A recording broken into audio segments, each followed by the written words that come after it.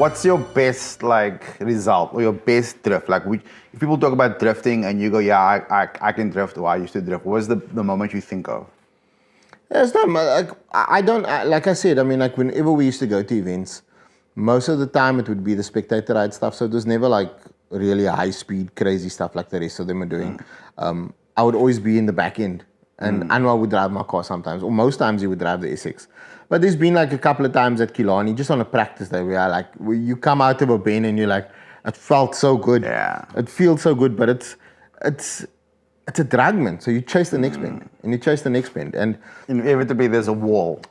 Somewhere there's going to be a wall.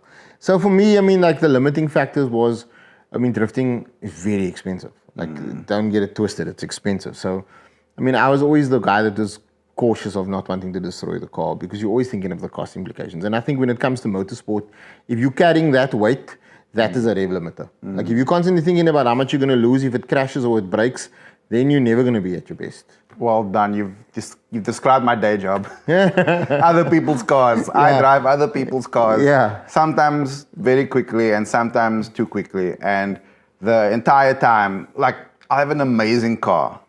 And people will see on social media, he's got their car. Yeah. And then when they meet me, they'll go, how was that car? And I'll go, that was an amazing set of keys to give back. Yeah. Because it means nothing went wrong. Because I've had crashes, but when it's someone else's pride and joy, even if it's a manufacturer, it's like it's not yours. Yeah. And I know guys that they're not bothered by that. In fact, not my car. Yeah. Balls to the wall. But I'm definitely not like that. It's on my mind the entire time. I think it's because you always got like an emotional attachment to the cars. Like every car's got a story, every car's got a memory, every car's got a part of you. I mean, we had a similar conversation when we went to Ceres that time, when we went to go look at that warehouse full of stuff. Or quattros and stuff. Oh, man. So, I mean, like, it's just like these cars and I mean, we share love for the Skyline. I mean, that story that you wrote about. Clifton, my neighbor. Cliffy, yeah. I mean, that was one of the things that I read. And I read that story and it was like I was there. And that was your early days of writing. And I was like, it makes so much sense. And if you were part of like everybody, no matter how old you are, there's a car that is imprinted in your history. For an experience, your first dice or your first pump, whatever it was. Pepsi bins and the rest.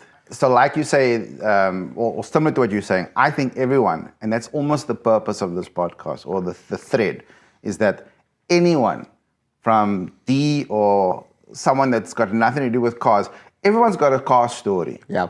And it's not necessarily racing or drifting. Yeah. Everyone's got a cool story that involves a car, and I want to hear it. Yeah. What is your cool car story? My coolest car story was that I think that Ceres garage is one of the standout moments for me because it happened.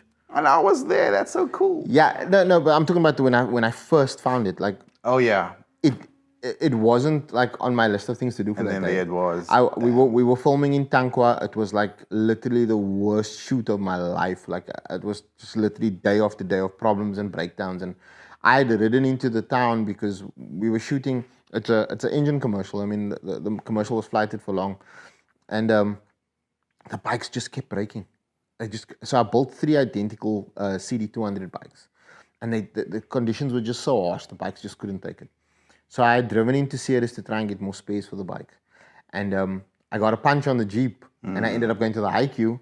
And then I was chatting to the guy at the IQ, and he told me, and then he saw the movie car guy's website on the Jeep, and he asked me, so what do you do? And I said that, and he says, oh, we got a warehouse full of cars. And I said, can't be true. And he opened the warehouse, and I was like, shit. You mean full of cars? I mean, for context, I've been with you later on, and I've seen, and I've forgotten more cars than I remember, but the 2 Quattros, muscle cars like you've never seen. Yeah, it didn't really matter. Dude, there was just amazing stuff in there. But it was like it was everything from a Lambo to a Nissan X. Yeah. It was like it was diverse. It was everything. And it wasn't like packed in a display situation. No. It was like sardines. They were packed. Covered in dust, just parking off there, and it's just crazy. And I had the same experience you do when I saw the cars. I'm like, how can you let these You called me out on it though, because when I made the post on Facebook, everybody was like, it's Franschhoek Museum. I said, it's not Franschhoek Museum, guys, it's not.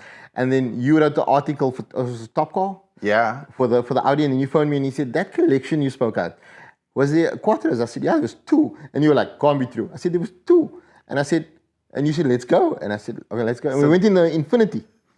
Very likely. Yeah. So did I call you out? Yeah. I think you called bullshit. I think in the back of your head, you were like, this story seems too good. Or did I manipulate you because I got a dope ass story after that? Maybe. But it was literally like, I'm probably going to ask this about the cars and he's not. And I still say to you, I can't explain to you how to get there, but I can get you there. Man. And then we got there. Yeah, I got off the phone, I called the dude and I said, can we come through? And he said, yeah, come. I called you back and we went. And the reason why it all fell together was Audi had just launched their new S1. Yeah. Which, I mean, it's basically like a Polo GTI. Yeah. But that S1 name is synonymous with the S1 Quattro. Yeah. And I saw a good story. It was a quite angle, Yeah, I would have done anything for that story. So, that was pretty cool. I think that kind of like leveled up our relationship as well. Yeah. And now we share cool stories. You scared me shitless though because we drove that fucking Infinity like a bastard through. I was like, oh God, this man drives fast. Okay, so Infinity's out of the country. You can now be honest. Was it a VQ? I can't even remember. I remember it. Was it a Q50? Was it basically a Japanese Skyline of some sort? Well, I know it's like a ruby reddish color one. If I'm not mistaken. I think it had like 4-wheel steer or something. Yeah, it was scary. Yeah, we were fucking flying through. I was like, shit, we're going fast now. You look like a man that was busy and had places to go, so I didn't want to keep you. No, I was quiet. I was just like, God, if this is the way I die, at least it's in a niceness. That's a niceness.